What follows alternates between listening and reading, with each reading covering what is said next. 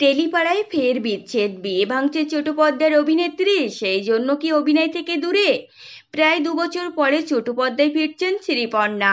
Star জলসের নতুন ধারাবাহিক লক্ষ্মীর ঝাঁপিতে গুরুত্বপূর্ণ চরিত্রে দেখা যাবে তাকে।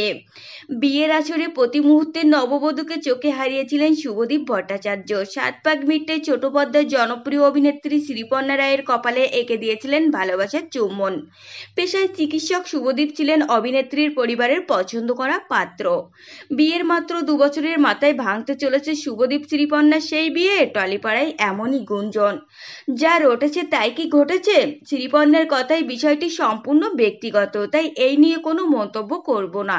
তবে স্টুডিও পাড়ায় কান পাতলে শোনা যাচ্ছে এই বছরেই জামাই ষষ্ঠীতেও নাকি শ্বশুর বাড়িতে আসেননি শুভদীপ।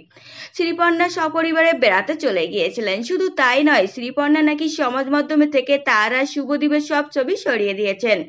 অথচ অভিনেত্রী একসময় সুখী দাম্পত্যের খুঁটিনাটি ভাগ করে নিতেন অনুরাগীদের সঙ্গে। 6 মাস আগে জন্মদিন উদযাপনেরও ছবিও তিনি ভাগ করে নিয়েছিলেন শুভদীপের সঙ্গে। ফলে কি ঘটেছে তা এখনো পরিষ্কার নয় সকলের কাছে। একটি সূত্র আবারও বলছে, এখনো আইনের পথে এগোননি দম্পতি। অভিনেত্রীর হাতে এখনো বিয়ের লহা। বিচ্ছেদ নিয়ে মুখ না খুললেও শ্রীপর্ণাও তার আগামী কাজের কথা জানিয়েছেন। প্রায় 2 বছর পরে ছোট পর্দায় ফিরছেন তিনি।